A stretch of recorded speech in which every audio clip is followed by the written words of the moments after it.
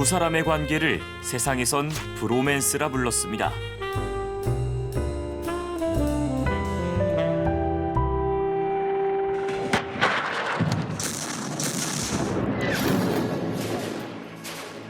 우크라이나를 침공할 무렵 브로맨스는 절정에 달했습니다.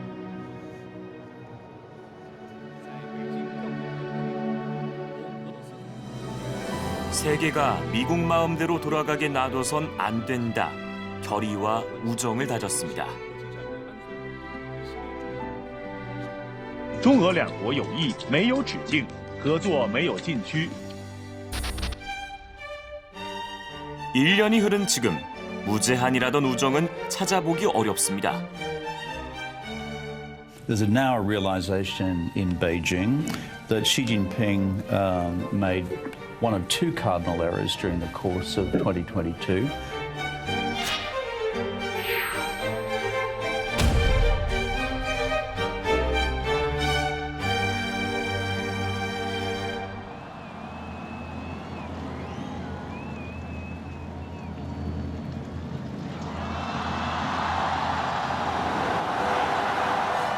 인류 화합의 축제 올림픽.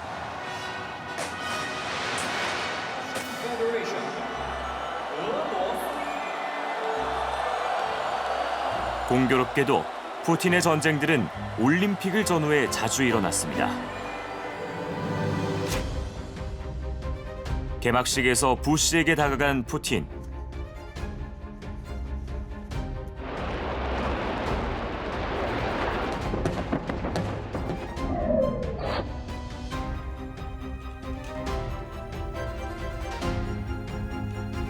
잔치 분위기를 망친 중국 측이 서운해했다는 후문입니다.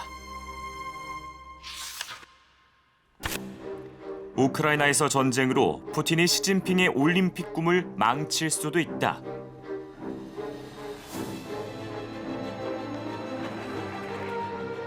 예상은 빗나갔습니다. 世界期待中国，中国做好了准备。北京第24届冬季奥林匹克运动会开幕。俄罗斯奥林匹克委员会 푸틴은 최대한의 성의를 표시했습니다. 주요 서방 정상들이 일제히 개막식에 불참한 가운데 푸틴의 존재감은 두드러졌습니다.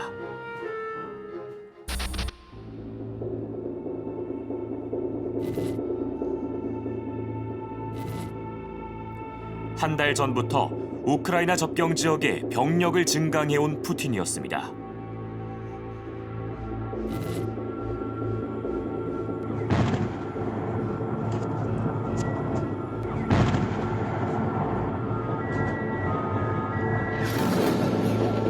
올림픽 폐막까지 기다렸다가 4일 뒤에야 우크라이나를 침공했습니다.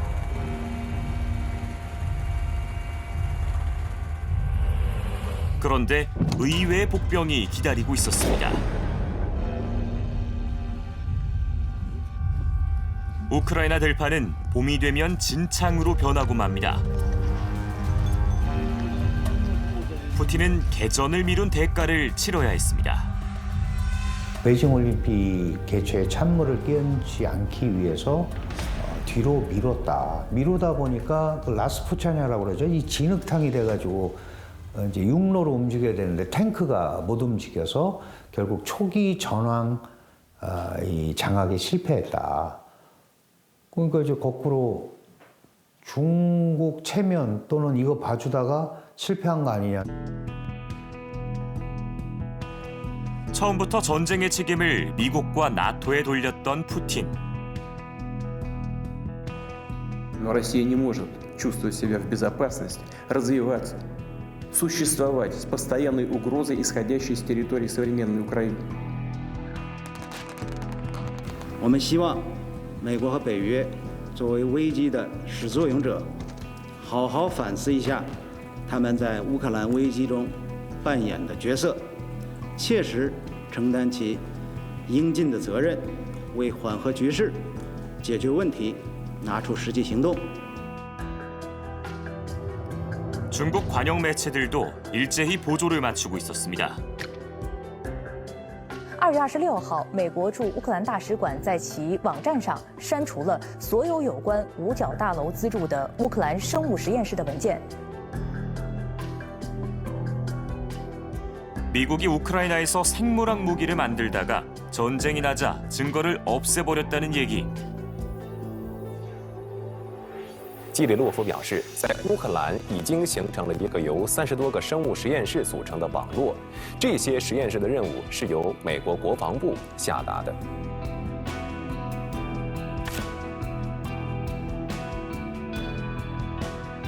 미국을 겨냥해 러시아가 제기해온 주장입니다. 俄方进一步公布了新发现的相关文件，相关当事方应当对存在的疑问予以回应，做出及时、全面的澄清，打消国际社会的疑虑。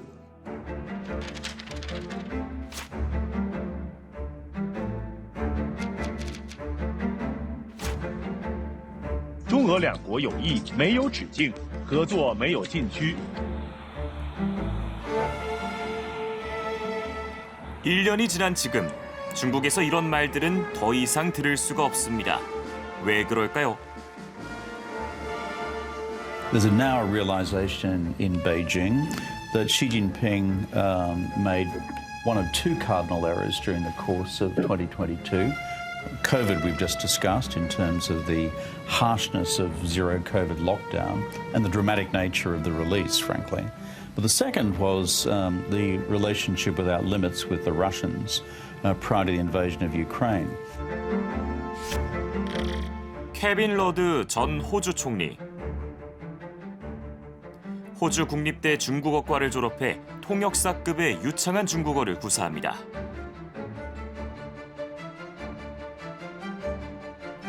시진핑 주석과 1대1로 만난 경험이 8번 이상입니다. 그래서 서방 정치인들 중에서 최고의 중국 전문가로 통합니다. So suddenly China went from being perceived as a benign foreign policy and strategic actor in most of Europe to being malign. And if you look at the opinion polling in Europe as of a month ago, suddenly China was as distrusted as the Russian Federation for the first time in decades.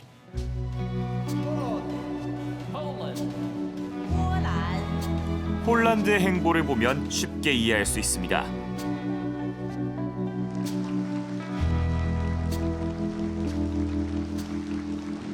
폴란드 두다 대통령은 유럽연합 정상들 중에서 유일하게 베이징 동계올림픽 개막식에 참석했습니다. 그만큼 중국과의 경제적 관계를 중시하는 파격적인 친중 행보였습니다.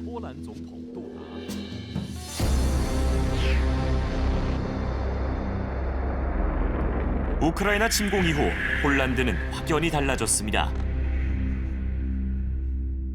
І брата президента Польщі Анджея Дуду. 두다 대통령은 우크라이나로 달려갔습니다.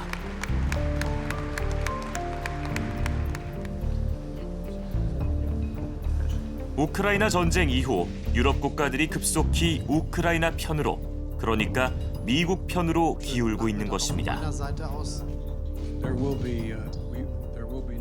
But if China concludes that the Europeans are going to have total seamless solidarity with the Americans, then we've got a problem. So the charm offensive, launched, of course, with Chancellor Scholz of Germany, and now I think you'll see a series of such engagements from the Europeans, is huge.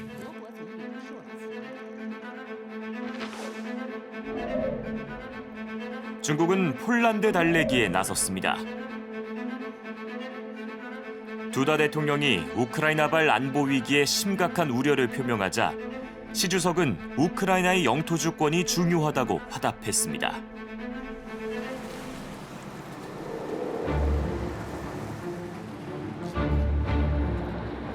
그러나 폴란드의 안보 불안은 해소되지 않았습니다.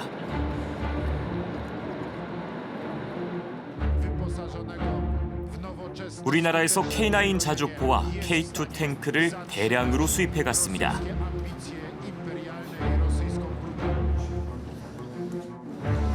그리고 독일제 레오파르트 탱크 등 폴란드가 갖고 있던 무기들을 우크라이나에 보내겠다고 발표했습니다.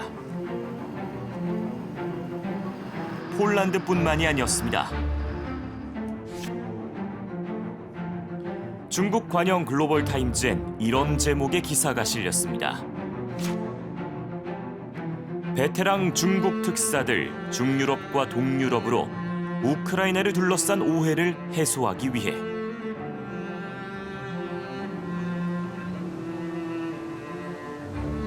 우크라이나에 대한 중국의 입장을 오해하지 말라고 중국 외교관들은 해명하기에 바빴습니다.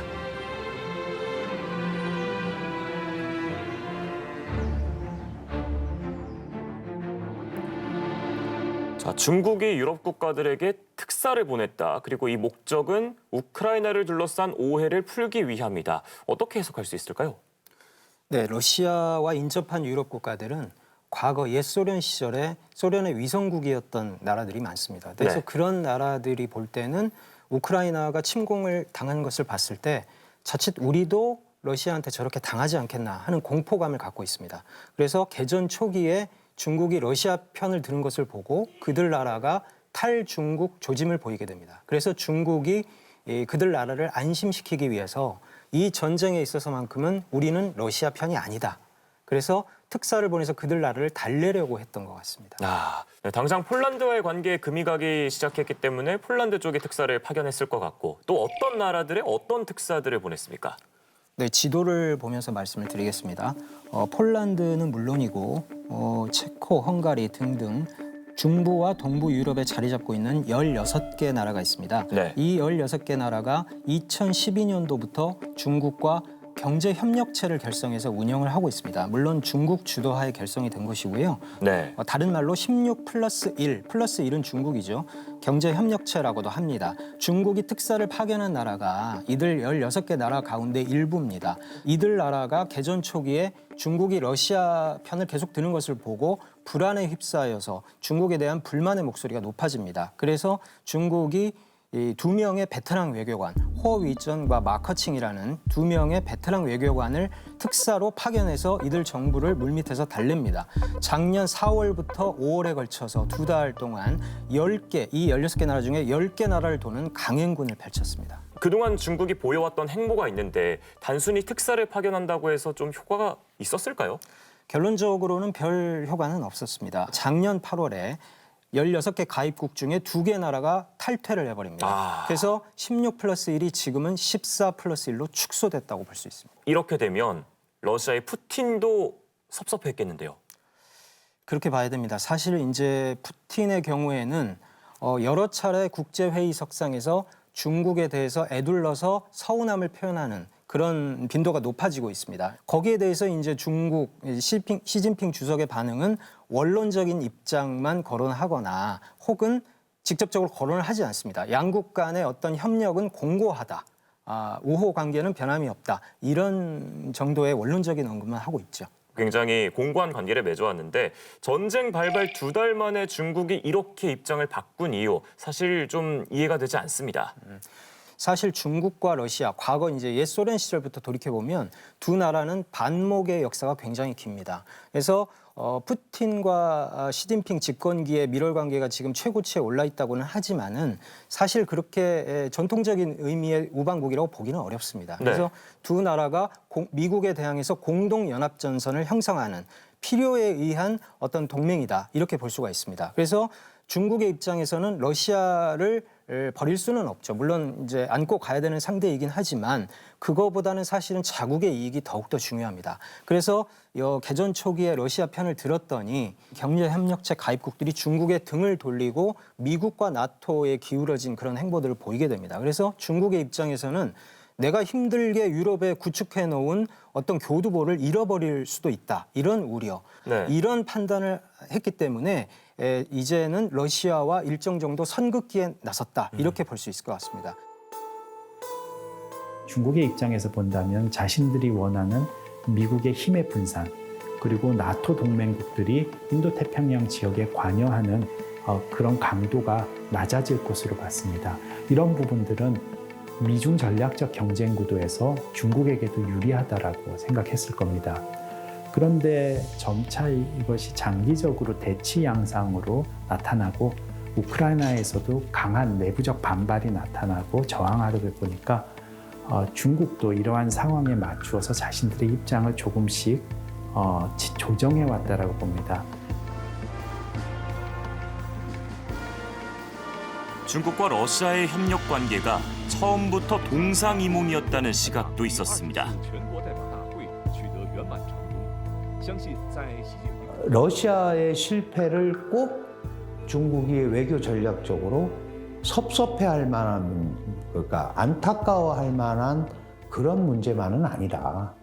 예를 들어서 러시아가 제풀에 지쳐서 떨어져 나간 것처럼 보여진다면 이제 미국과 어깨를 나란히 하고 겨룰 수 있는 나라는 중국밖에 없다라는 게 오히려 기정사실화될 수 있기 때문에 그런 점에서는 시 주석이 이중성을 가지고 지금 러시아를 바라보고 있다. 실제로 러시아와의 뭐 군사협력이라든지 합동훈련 이런 건 열심히 하지만 상당한 경쟁심을 가지고 있거든요.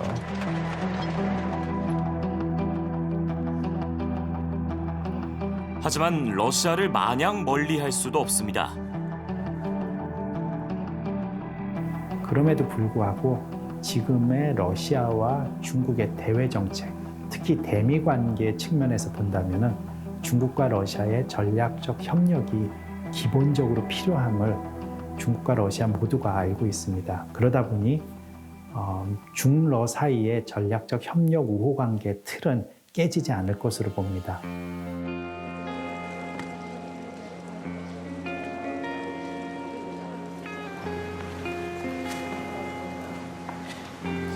중국의 선택은 미국과 타협점을 찾는 것이었습니다. 바이든이 취임한 이후 처음으로 얼굴을 맞댔습니다. 러시아와의 무제한 협력은 뒤로 제쳐두고 미국과의 협력을 앞세웠습니다. 处于这么一个局面是不符合我们两国和两国人民根本利益的，也不符合国际社会的期待。国际社会普遍期待中美处理好彼此的关系。 우크라이나 전쟁 1년, 동아시아에서 미중 패권 경쟁은 일단 숨고르기에 들어갔습니다.